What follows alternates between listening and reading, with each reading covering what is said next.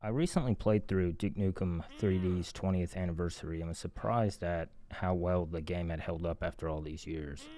But I was more surprised at how it felt, in a lot of ways, like playing through Half-Life.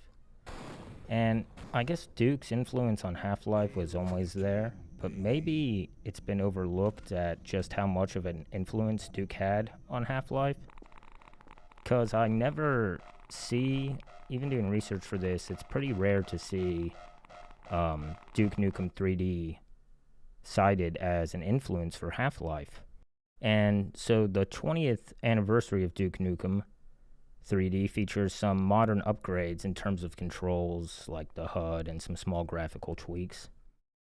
But back when I originally played Duke 3D, I guess back when everybody originally played it, you had to move with the mouse by pushing the mouse forward on your mouse pad, or you use the arrow keys to move. And like you could unlock the camera to free look around, but it was not like a common thing to do really. But playing through the anniversary edition and be able to move around like a modern shooter, it really changes the way you play the game and how things feel, and you can notice things about the level design that you couldn't really notice before. It's kind of funny because Half-Life is the game that popularized the WASD and mouse look controls. Before Half-Life, no game had WASD movement as the default controls. So Duke Nukem 3D getting re-released with the controls that Half-Life popularized is kind of cool. Like everything's come full circle. The gameplay of Duke 3D, the environments, and like the overall atmosphere, the overall gameplay, when all the game elements come together, it feels a lot like Half-Life. I mean, maybe I should say that Half-Life is really a lot more like Duke Nukem 3D than most people give it credit for. And of course, Half-Life was inspired by the classic shooters, Doom, Quake, Duke Nukem, and the others that came before it. But like I said earlier, most people often quote Doom as Half-Life's biggest influence. And you rarely hear people say Duke 3D was an influence on Half-Life at all. And a lot of that is due to Valve. They said in many interviews that they often cite Doom as the biggest. That when we had played Doom, there seemed to be sort of two directions. One was this sense of very fast-paced, sort of a blaster, being in a shooting gallery. But Mike and I weren't as good as a lot of the people playing, so our sense of Doom was much more like, this is a really scary place, this is a very dangerous place. We're not in a shooting gallery, we're a target in a shooting gallery. And it was that sense of being in this world that we thought was really interesting. Valve Ultimate. In between Doom and Half-Life was Duke Nukem 3D. Came out 2 years before Half-Life. And it seems to me a lot of the interactive and dynamic environments, the enemies, the weapons, the level design, and also just that horror-esque atmosphere of Half-Life, you really can trace it back to Duke. A year before Half-Life was supposed to release, they scrapped the whole game and remade it. And my conspiracy theory on all this is that they played Duke Nukem 3D, were blown away by the interactive, the dynamic environments, and said, we need to do something more like this. And they rebuilt the game, and the rest is history. Now, is that true? I have no idea. I'm just talking out my ass. But I thought I'd just throw that in there for fun, something to think about maybe. But anyway, I'm going to start the video by comparing the environments.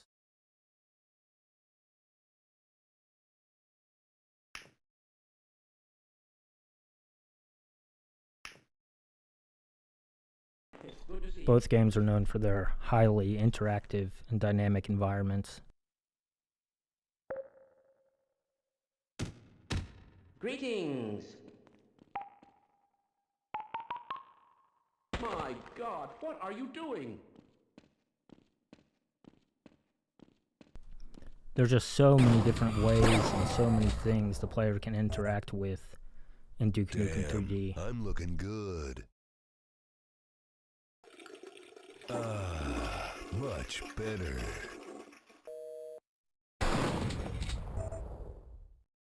And when the dynamic environments and the way the player can interact with them come together in both games, the gameplay, the combat, the action, it all feels very similar. In a good way, of course.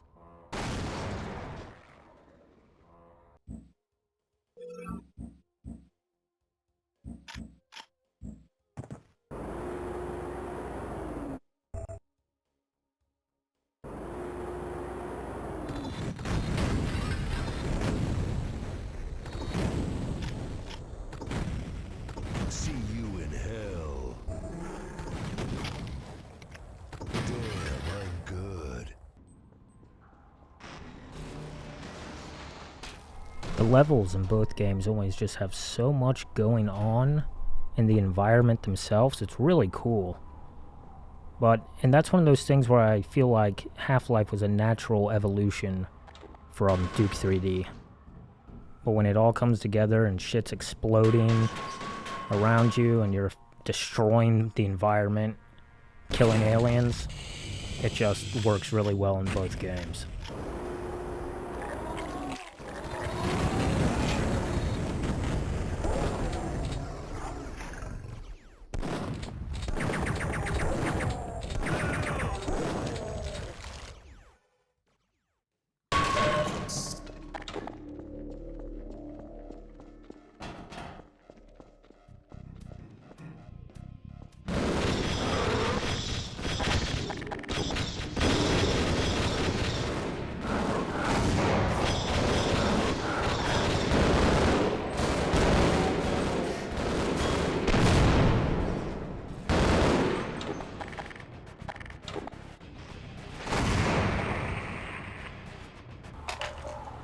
And the environments in Half-Life are just very dynamic.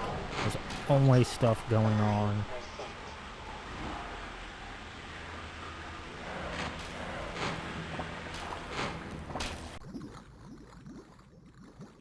But really, if you stop in Duke Nukem 3D and just look around, it is very similar. There's always things going on. Here we have the aliens floating, their bodies floating down the toxic waste, flickering light, water dripping. And once again, it's like a natural evolution. The Half-Life environments from the Duke 3D environments. This clip here, it almost sounds like something that would be used in Half-Life, the audio.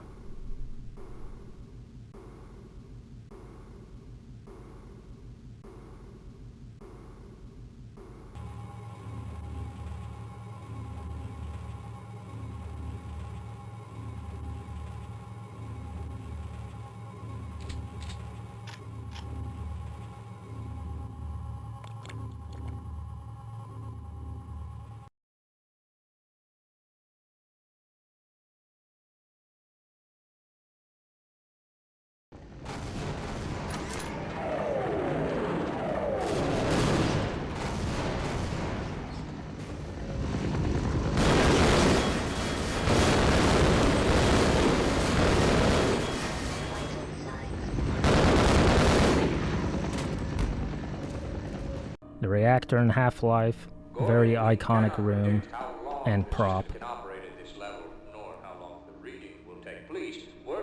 And you see it has the rotating parts at the top of it with the energy beam going down the middle. And also, the reactor will explode in Half-Life, which allows the player to exit through the door and continue on. Yeah, Gordon, get away from the shutting down. No. Attempting shutdown. It's not. It's not shutting down. It's not.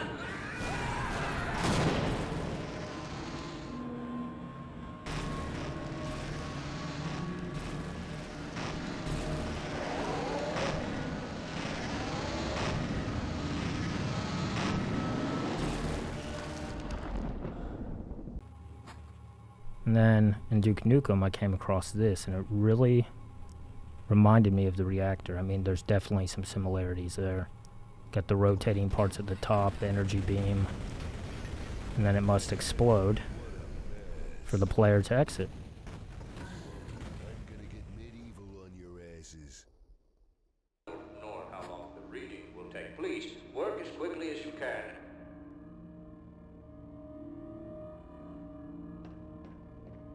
This was another similar looking reactor I came across. Definitely a lot different, but it still reminded me.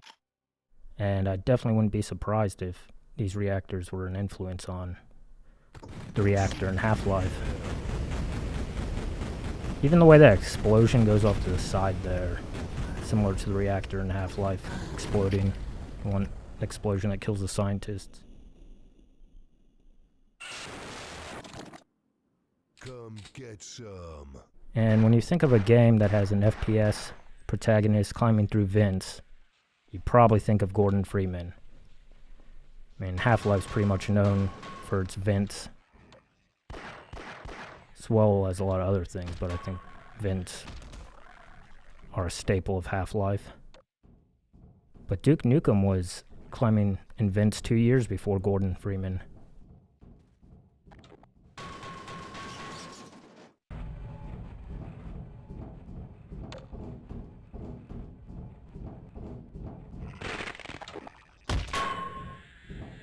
In both games, the vents will have the head crab-like enemy.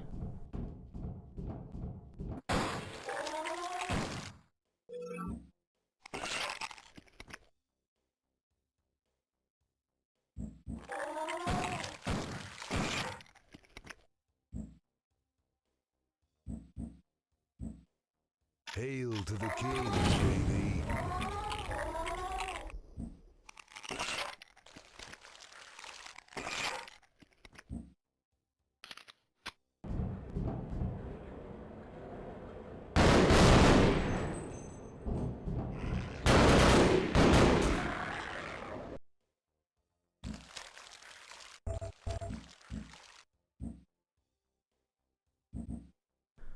In order to get up into that vent, you have to do a crouch jump, which is also a thing that Half-Life is known for. So I thought that was interesting.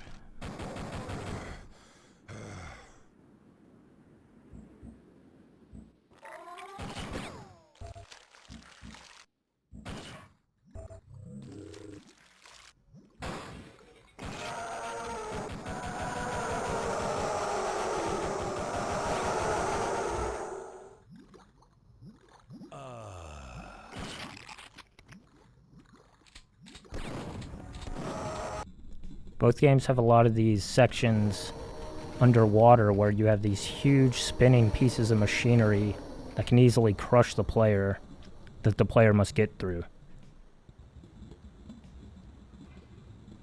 And in both games, when props like this show up, they're either like underwater or halfway underwater, and the player has to usually swim down and flip a switch or solve some sort of small puzzle in order to proceed. And it's just really similar for both games. Although the models themselves are obviously different, the way they're used, and they are vaguely similar, but the way they're used in the level, and the environment and gameplay as a whole. And I definitely think that Duke influenced Half-Life with this kind of stuff.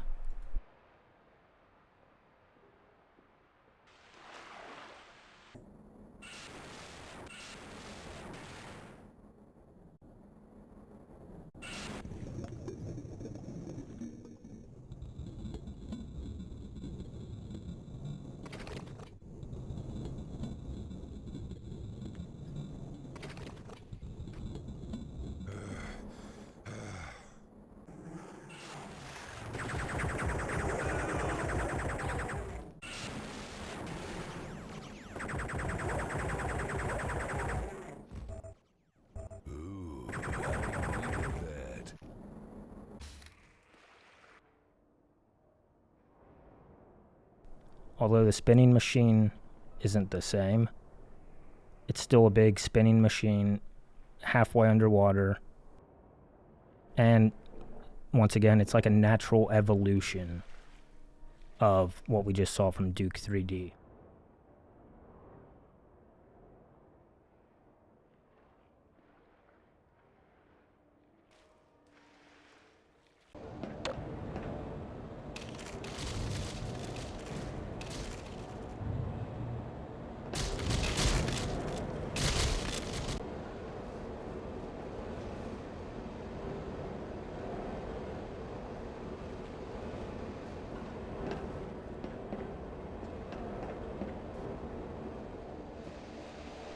Both games feature the main character getting captured pretty early on.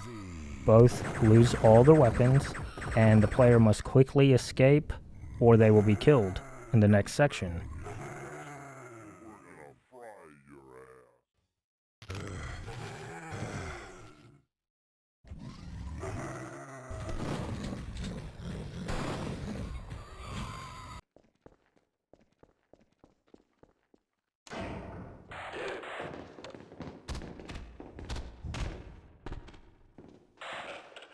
I see it. Where are we taking this Freeman guy? Topside for questioning. What the hell for? We got him. Let's kill him now. And if they find the body? Body? What body? Both games have outdoor levels in a desert Get some. canyon biome, where the player's walking on high cliffs that they can easily fall and kill themselves from. Groovy.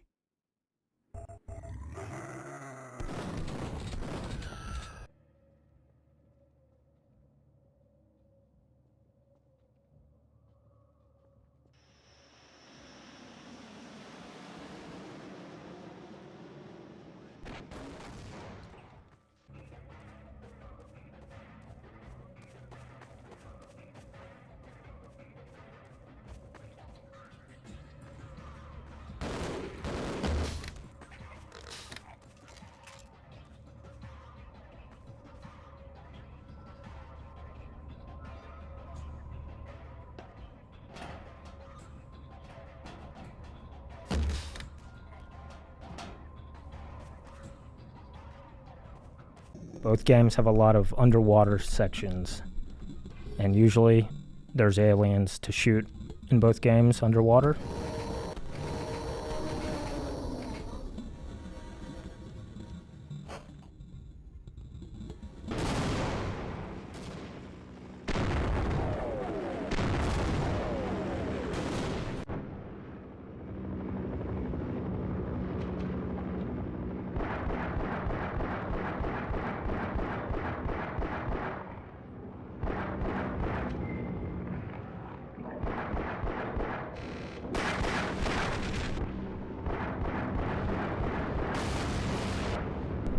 Both games feature conveyor belts, lots of them.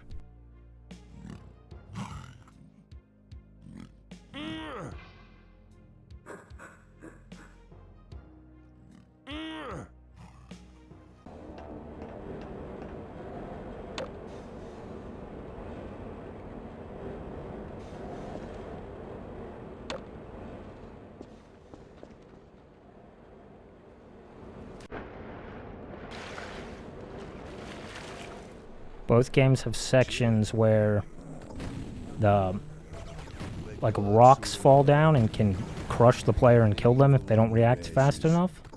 And there's a few times this happens in both games.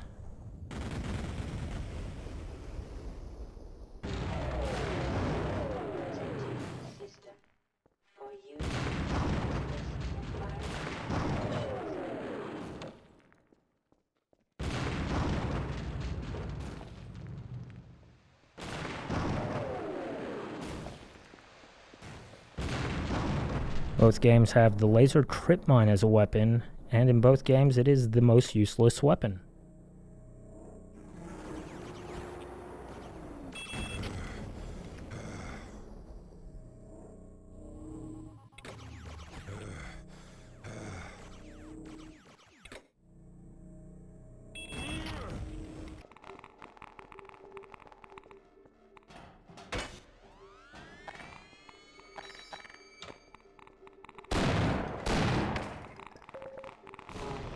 Hazardous radiation levels detected. And speaking of trip mines, in both games there are sections where laser trip mines are set up. Actually, there's a lot of parts where there's laser trip mines set up in both games, and that can easily kill the player if they're not paying attention.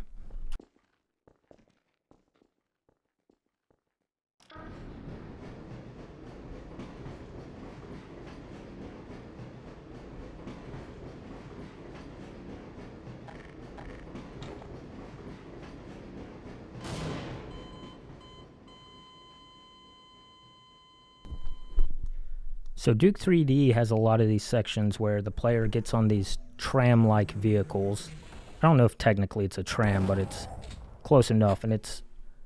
Half-Life definitely has better tram sections, but it is very similar. And there's even an entire level that's like the tram level.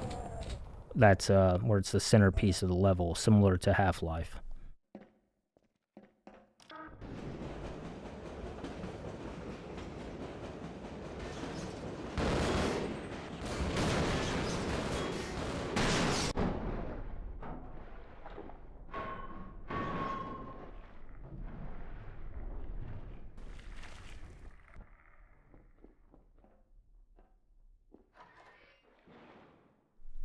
Both games have these really fucking annoying turrets. Automated turrets a player needs to kill or avoid. Damn, I'm good.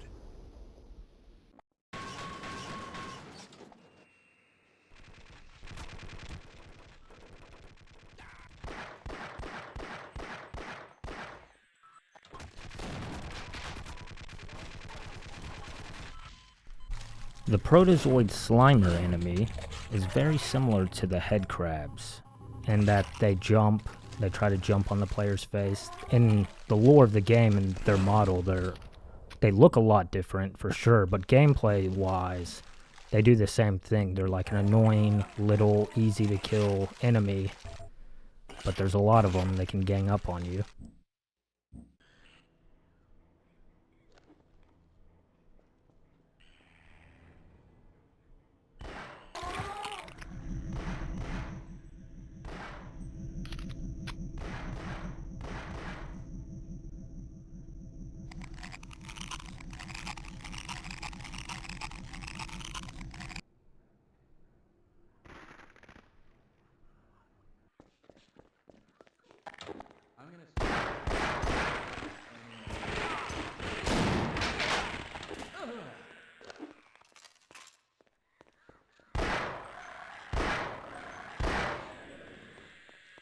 And this next one's a bit of a stretch, but the Assault Troopers from Duke Nukem 3D are very similar to the Vortigaunts in Half-Life. Gameplay-wise, they're very similar. They both teleport in, sometimes behind the player to try to catch you by surprise. They both shoot beams of energy at the player. They both have like the same color brown with a little bit of green in them. They both have red eyes. They're obviously way different models, but at a glance, and what they do gameplay-wise, it's very similar.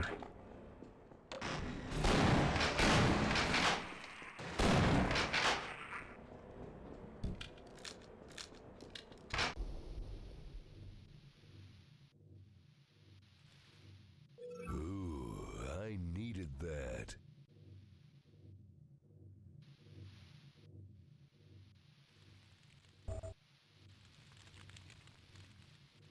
Groovy. The Cyclops in Half-Life looks very similar to the Cyclops in Duke Nukem. They both have, well, they're both Cyclops and have huge bodies that are similar shape. They both have weapons for hands, and not necessarily the legs, but the feet themselves are very similar in appearance. I think this one's obvious that it was influenced by Duke Nukem.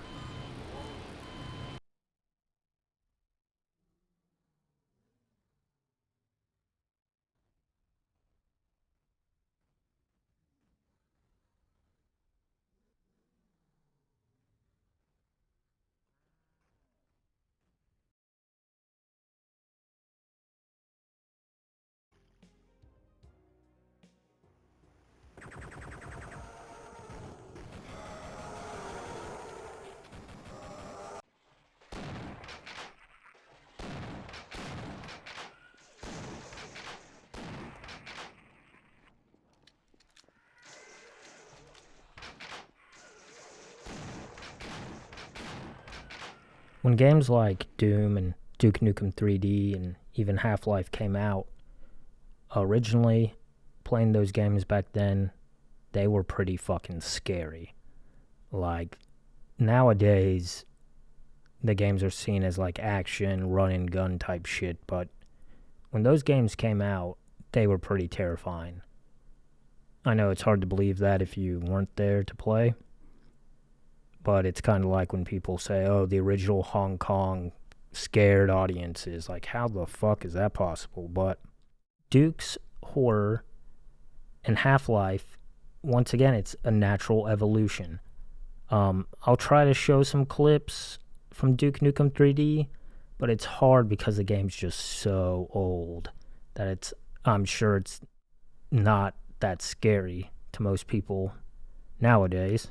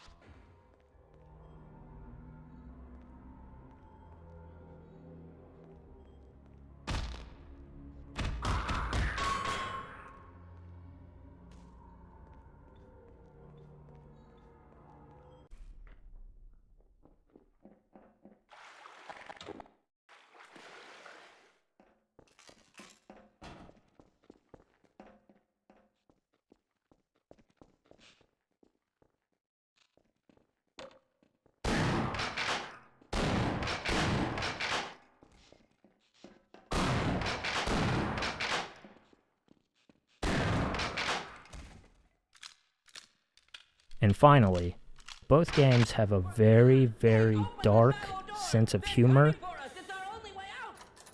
Oh my God, we're doomed.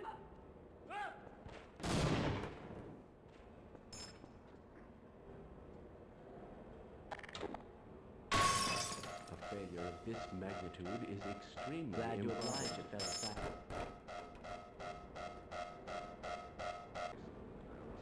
Yes, let's go.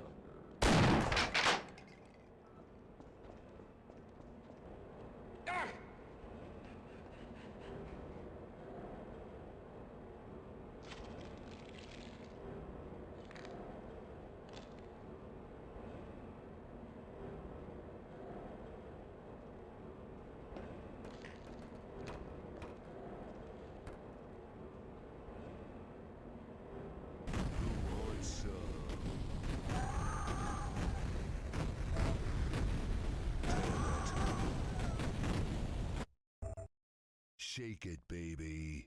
And as I'm recording this right now, I'm just thinking it's almost kind of strange how opposite Duke is from Gordon, character-wise. Like, Duke Nukem's this steroid-using, like, almost a meathead buff guy who goes to strip clubs and likes to gamble, character-wise. And Gordon Freeman's an MIT graduate with a degree in theoretical physics, who's also a highly trained professional. And I wonder if Valve used that as like, we're going to do the opposite of what Duke Nukem is, because most people aren't as cool or as badass as Duke. Oh, and Duke also says a lot of funny one-liners, while Gordon doesn't ever talk. People call him Mr. Freeman. They definitely don't call Duke Mr. Nukem.